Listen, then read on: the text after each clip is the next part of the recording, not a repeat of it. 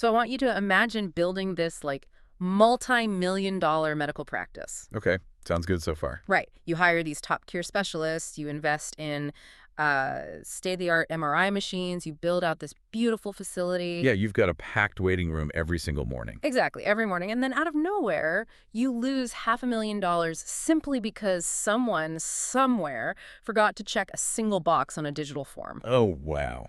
I mean, in the healthcare world, this isn't some hypothetical nightmare scenario. It actually happens every day. Yeah, it really does. It's basically the ultimate hidden vulnerability in this incredibly high-stakes industry. Right. We spend so much time marveling at the cutting-edge science of medicine, Yep. but the financial lifeblood of that entire system relies on this really fragile, kind of invisible tightrope of administrative data. It's terrifying when you think about it. And so today we are doing a deep dive into an article from Prime Credential. It's called Credentialing Mistakes That Create Claim Denials Months Later. Great piece. Yeah, really eye-opening. We're going to explore the plumbing of the medical revenue cycle, basically, to see how a single missing signature today acts as this butterfly effect. Right. Silently blowing up a hospital's revenue months down the line. Exactly. Okay, let's unpack this. Because if you want to understand how a massive, complex machine actually operates, you don't look at the engine. No, you look at the tiny overlooked gears that cause the whole thing to seize up. Right. So what's the big picture here? Well, the overarching theme you pull from this source is that the most critical step in a hospital getting paid actually has nothing to do with medicine. Really? Nothing at all. Nothing. It's entirely about data verification. Yeah. And the sheer scale of the money falling through this, like, administrative trap door is what makes this so critical to examine. Yeah, the numbers in the article are kind of mind-blowing. They are. The article points out that nearly 12% of all initial medical claims are denied. 12%. That is a massive chunk of the healthcare economy just, hitting a brick wall on the first try. Yeah, it's staggering. But the statistic that completely stops you in your tracks is the breakdown of those denials. Right, because we're talking about credentialing errors today. Exactly. And credentialing-related errors, these specific paperwork issues, they only make up about 1% of total denials. Just 1%. Just 1%. Yet, the report notes that some practices are losing over $500,000 a year just from these specific hyper-niche errors. Wait, really? $500,000 from a 1% error rate? Yeah.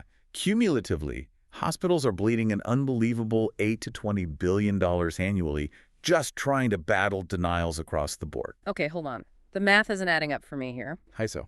Well, if we compare this to, I don't know, building $1 million business but forgetting to plug in the cash register. That's a good way to put it. If this is only 1% of total denials, how is a single practice losing $500,000? I mean, the financial penalty just doesn't seem to fit the crime. It really doesn't on the surface. Why is a paperwork glitch so disproportionately devastating compared to, say, a clinical coding error? If we connect this to the bigger picture, you start to see the extreme volatility of the medical revenue cycle. Yeah. I mean, a 1% error rate in logistics or manufacturing is usually considered, well, a roaring success. Right. It's an acceptable margin of error. Exactly. But in healthcare billing, that 1% translates to a $500,000 crater for a single clinic.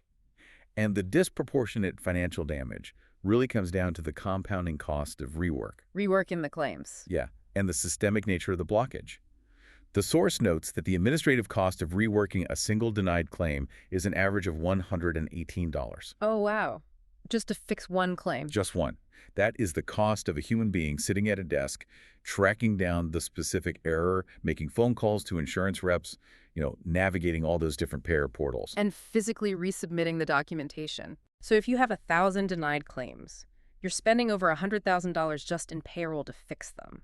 And that's before you even factor in the money you are actually owed for the medical procedures. Right. And that assumes you can even fix them. Wait, what do you mean?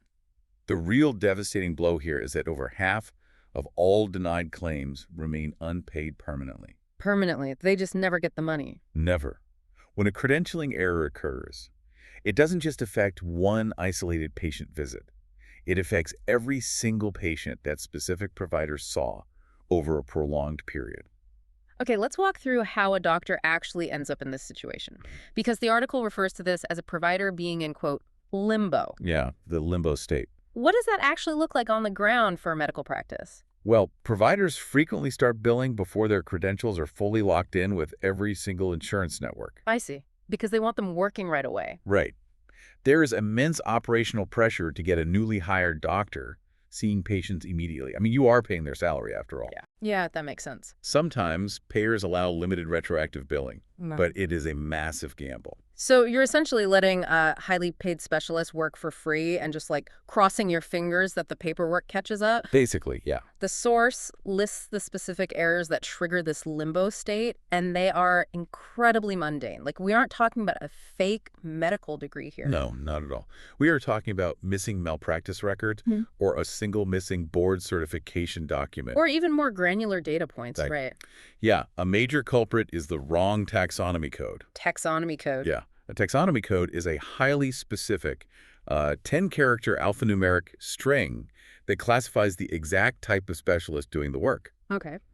So if a neurosurgeon's profile accidentally has a general surgeon's taxonomy code attached to it in the billing software, Oh, I see where this is going. right, the insurance system will look at a claim for a complex brain surgery, see a general surgeon's code, and instantly reject it because the data doesn't match the permitted procedures for that specialty. It's just a digital mismatch. Exactly. The article also points to the NPI number, right? The National Provider Identifier. Yeah, which is basically a doctor's social security number for billing. And if you have just one transposed digit, you are a ghost in the system. Yep, then there is the CAQH system. Right, the Council for Affordable Quality Healthcare. Yeah. It operates somewhat like the common app used for college admissions, but, for doctors. That's a great analogy. It's a centralized database where a provider uploads all their credentials and various insurance companies ping that database to verify the doctor is legitimate. But the catch is that doctors have to regularly log in and attest that the information is still accurate. Exactly. If you forget to click that attestation button every 120 days, insurers stop pulling your data. Your profile goes dark. Wow. So a single missing digital signature, a delayed state license renewal, or a forgotten CIQH attestation, and suddenly, as far as the insurance company is concerned, this highly trained doctor is entirely out of network. Yeah, they are completely invisible to the financial side of the system, even while they are physically standing in an operating room performing surgery. Here's where it gets really interesting, though. The timeline of the fallout. Oh, yeah. This is crucial. Because the article emphasizes that these denials don't happen immediately, the rejections often arrive many weeks or even months after the medical service was actually rendered. It's literally a ticking time bomb sitting in the clinic's ledger. The lag time is what makes this so dangerous. I need to understand this delay, though. If we go back to the taxonomy code or the expired CAQH profile, Sure. if a doctor's profile went dark yesterday, why doesn't the system flag this the moment the patient walks in the door today? Well, I mean, to use an analogy, it's like an employee swiping a corporate expense card all month. The card works perfectly fine in the cash register every single day, but it's not until the accounting department audits the receipts 60 days later that they realize the card actually expired 2 months ago. and then they refuse to reimburse you Exactly. Why isn't medical billing an instant transaction like that? because healthcare clearinghouses and insurer databases don't communicate in real time the way retail banking networks do. Oh, really? No. Medical billing is a massive, complex batch processing system. The patient is seen, the clinical data is recorded in the electronic health record. Right. Then that clinical narrative is translated into specific medical codes by a human coder. It gets bundled into a massive batch of claims, sent through a digital clearinghouse, and finally lands at the insurer. So the data is taking a highly convoluted road trip just to get to the payer in the first place. Exactly. And when it gets there, the insurer's system processes the clinical side of the claim relatively quickly to determine medical necessity. Okay, that makes sense. But they run completely separate periodic audits on their provider rosters. The clinical system and the financial roster system are not constantly syncing up. So it is only weeks or months later, during a routine roster audit, that the payer system flags the discrepancy and realizes the provider's license actually expired 2 days before they performed the surgery. So while that 60-day or 90-day clock was ticking away in the background, the provider was still seeing dozens of patients a day, Right, generating thousands of new claims. accumulating hundreds of thousands of dollars in billable services, all of which are already functionally doomed to be denied the moment that audit finally hits. Yeah. The clinic has been operating under the illusion of incoming revenue, but the money was never going to arrive. That is brutal. And the clinic doesn't just dictate when you discover the error, it strictly dictates your window to fix it. Ah, right. The dreaded untimely filing deadline. This is the mechanism that turns a temporary cash flow problem into a permanent loss. Right, because if you receive a denial for a minor data mismatch, you can usually correct the information and appeal it, right? You can, Yeah. but insurers have rigid deadlines for how long you have to resubmit a corrected claim. If your credentialing issues take months to untangle, maybe because you're waiting on a slow state medical board to mail a physical certificate, Yeah. and you miss the insurer's window, the claim is classified as untimely filing. And then the trapdoor slams shut permanently. Untimely filing means you cannot appeal it. Right. The money is legally gone. Yeah. The insurance company system is essentially declaring, you took too long to prove you were a fully licensed provider, so as far as our financial obligations go, this medical procedure never happened. That is incredibly harsh. What's fascinating here is that these systemic delays and administrative bottlenecks have become so detrimental to the survival of healthcare facilities that state governments are stepping in to regulate the speed of data entry. Wow, really? Yeah. The article highlights a very specific piece of legislation, Arizona's Senate Bill 1291. State governments having to pass laws just to force insurance companies to process paperwork faster is a pretty wild indicator of how broken the timeline is. Absolutely. Under Arizona's SB 1291, insurers are legally mandated to finish credentialing a provider within 60 days of receiving a clean application. Okay, 60 days. Furthermore, they are legally required to load that provider's approved data into the active billing system within 130 days. 130 days. Got it. But if the insurer fails to meet that timeline, Then, late claims submitted by the provider might still trigger auto rejections by the clearinghouse. Wait, let's look at the mechanics of that. It's like a shot clock in basketball. Yeah. If you don't shoot in time, you automatically lose the ball. But if the law says the insurer has to load the data in 130 days, and the insurer is slow and takes 140 days, Right. why is the clearinghouse rejecting the medical practices claim? If the insurer caused the delay, why does the doctor get punished with an auto-rejected claim? Because it reveals the role of the clearinghouse as a completely blind gatekeeper. Blind gate. Yeah. The digital clearinghouse sits between the hospital and the insurance company. It scrubs the claims for errors before forwarding them. Okay. If the payer hasn't loaded the provider into the approved database by the deadline, the clearinghouse's automated system simply sees an unregistered provider attempting to push through an old claim. And it triggers the untimely filing rejection automatically. Exactly. The algorithm doesn't pause to ask whose fault the administrative delay was. It just enforces the binary rule. Provider not found, claim rejected. So the medical practice bears the entire burden of proof and the entire financial penalty. Yep, they have to aggressively manage a timeline that is often entirely out of their hands, or they pay the ultimate price. You are fighting a multi-front war, basically. Yeah, exactly. You are waiting on a state board to verify a medical license. You're waiting on a university to send transcripts, waiting on the CAQH portal to update, and waiting on the insurer's data entry clerk to actually type the information into the system. And any delay on any of those fronts eats into your filing window. Exactly. So how does a clinic even begin to defend against a system that is rigged to auto-reject you for someone else's delay? I mean, if a delayed signature can trigger a $500,000 loss, you need a flawless defense mechanism. You do. And the source points to a complete paradigm shift from being reactive to being fiercely proactive. Right. You cannot afford to just submit an application and wait. No.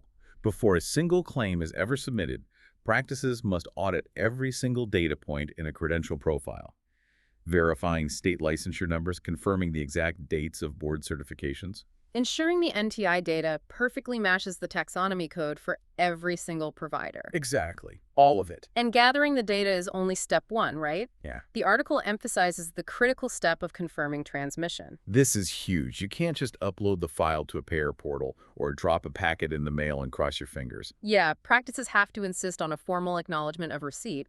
The source notes that many states actually legally require insurers to acknowledge receipt of a credentialing application within 7 days. Right.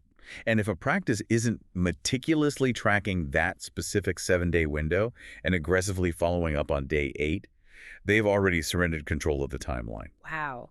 So employing standardized checklists and automated tracking systems isn't a luxury. Not at all. It is a fundamental requirement to catch errors before they metastasize into permanent denials.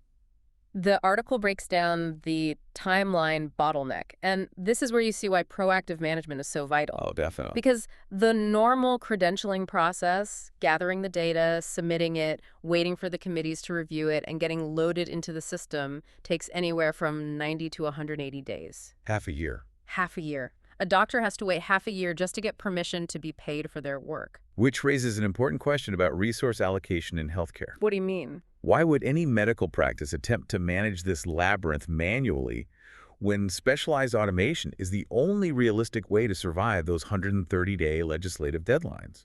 Oh, right. Trying to keep track of 100 different alarm clocks all set for different times and days. Yeah, the article details how specialized firms, like Prime Credential, tackle this specific bottleneck. It's not just about having more people making phone calls. It's about deploying intelligent systems. Right. They use automated API pings to constantly check state board databases. They use software to track every single expiration date, CAQH reattestation, and Medicare revalidation. And they are directly verifying data with the payers and negotiating the contracts with expert staff who know exactly how to bypass the blind gatekeepers we talked about earlier. Exactly. And by utilizing that level of systemic oversight, they streamline an agonizing 180-day ordeal down to 30 to 60 days. That is a massive difference. It is. They are catching the incorrect taxonomy codes and the transposed NPI entries before they are ever submitted to the clearinghouse. So because they prevent the initial data lapse, they completely neutralize the time bomb. Exactly. Yeah. In fact, the source reports that many practices utilizing this methodology achieve zero credentialing-related denials. Zero. That's incredible. So what does this all mean for the listener? If you step back and look at the sheer mental load of doing this the old-fashioned way, It's overwhelming. trying to track hundreds of doctors across dozens of insurance networks, Yeah. like you're managing that warehouse full of random alarm clocks. Right. And if even one of them fails to ring, a trap door opens and you lose $500,000. And you are completely blindfolded while doing it. But even with a specialized team drastically cutting the timeline down to 30 to 60 days, that is still a month or two of zero cash flow. Yeah, it is. If unmanaged cases take up to 180 days, how do new medical clinics even survive their first 6 months of operation without bleeding out cash? How are they paying for the MRI machines and the nursing staff if the insurance companies are legally withholding payment for half a year? Well, the harsh reality is that many independent practices struggle immensely during that initial phase, and some simply don't survive it. No. They are forced to rely on massive cash reserves, or they take out expensive lines of credit just to float the payroll and keep the lights on while they wait for the credentialing bottleneck to clear. So avoiding the limbo state isn't just an administrative goal. It is an existential requirement for a new practice. Every single day that a credential application is delayed or a piece of missing information isn't aggressively followed up on is a day of clinical revenue they may never recover. Right. The difference between a 60-day turnaround and a 180-day delay is not some arbitrary metric on an HR spreadsheet. No. It is literally the difference between a thriving new medical clinic serving the community and a bankrupt facility closing its doors. It totally redefines the concept of revenue leakage. I mean, we tend to visualize leakage as a slow, dripping faucet that you can eventually get around to fixing. Yeah, but in the medical billing cycle, it is a trapdoor swinging wide open into your feet. It really completely changes how you view the healthcare industry. We like to imagine that the most sophisticated medical care in the world is driven entirely by brilliant surgical minds, cutting-edge pharmaceuticals, and state-of-the-art technology. And, well, the clinical side is. True, but the financial infrastructure that allows those brilliant minds to keep operating ultimately relies on the most mundane administrative checklists imaginable. Yep. When millions of dollars of medical revenue evaporate into thin air, it isn't a grand conspiracy. It isn't a failure of medical science or a lack of patient demand. No, it is an incorrect taxonomy code sitting on a server. Exactly. It is a forgotten CAQH attestation. It is an expired piece of paper sitting on a clerk's desk. It definitely forces you to look at the invisible architecture of the world a little differently. It really does. I mean, we've just spent this entire deep dive mapping out how a single delayed license renewal can trigger an automated cascade of rejected claims, costing a local medical practice $500,000 months after the actual event. Yeah. It really makes you wonder How many other massive critical systems running in the background of our daily lives, from the global logistics supply chain down to the automated routing of our own personal finances, are currently operating smoothly only because someone, somewhere, remembered to check a single box on a digital form? That is a terrifying but fascinating thought to leave on. Keep checking your boxes, everyone. We'll see you next time.